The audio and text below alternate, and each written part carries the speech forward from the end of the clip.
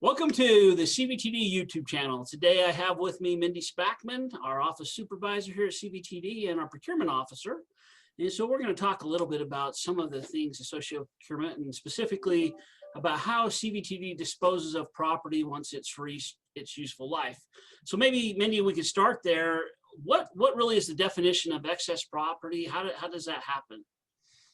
So we have excess property anytime that an item like equipment or supplies have reached their useful life.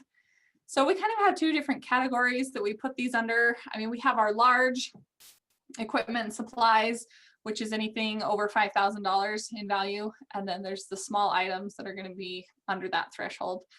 But so anytime, like with the buses, for our large buses, like I have in the background, they have a useful life that the Federal Transit Administration has deemed as 12 years.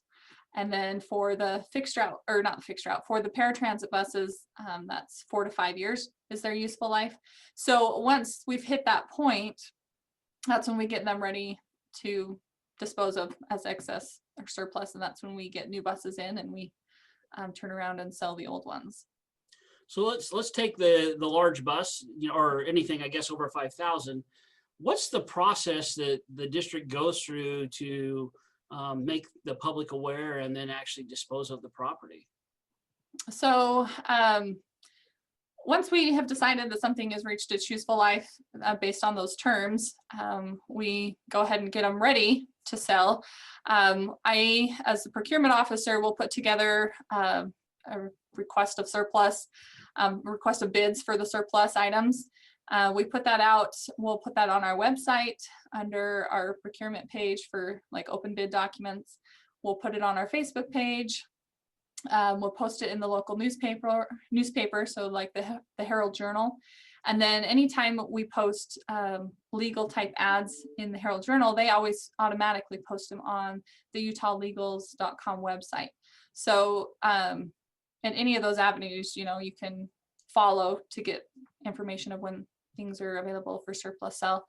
And then we always follow like a bidding type process, and all that information is documented in that document that I post out there, so that everyone has the same information. It's equal to everybody to bid on if they would like, and then goes to the highest bidder.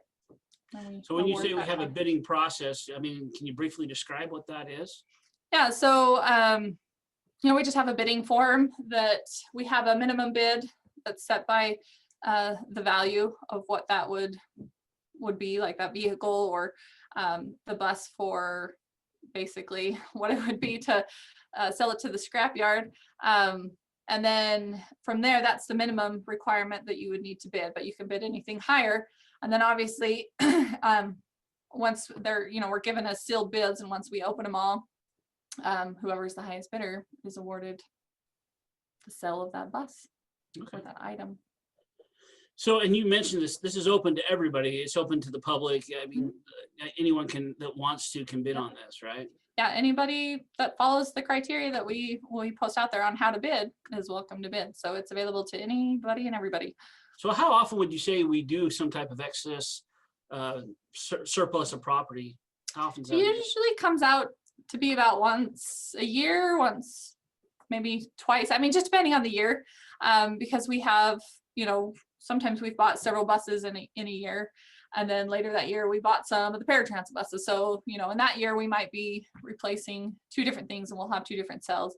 As far as like the smaller office type products, it's usually once every 2 years, just because we'll wait till we have several items to make it worth the while of going through the whole surplus process. We'll just hold on to those items until we have what we feel like is a good amount, and then we'll post those and sell them all at once instead of one item at a time when they're small dollar. But for the large ones, we just do the buses as we get new ones, we sell the old ones. Fantastic. Well, is there anything that we haven't covered? I mean, this is a pretty straightforward process that we follow, right? I mean, it's really basic, and I know some people might wonder like why we do the way we do, but obviously a lot of our buses are federally funded, and so we have to follow what the Federal Transit Administration has, the guidelines that they have given us, which we're all required to have a transit asset management plan So we follow all those procedures and guidelines that we're given to be in accordance with those.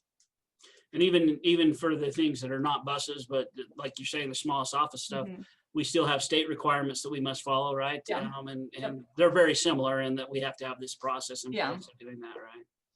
Well, we're grateful to have a little time with Mindy today, and thankful for her clarification on how we dispose of property.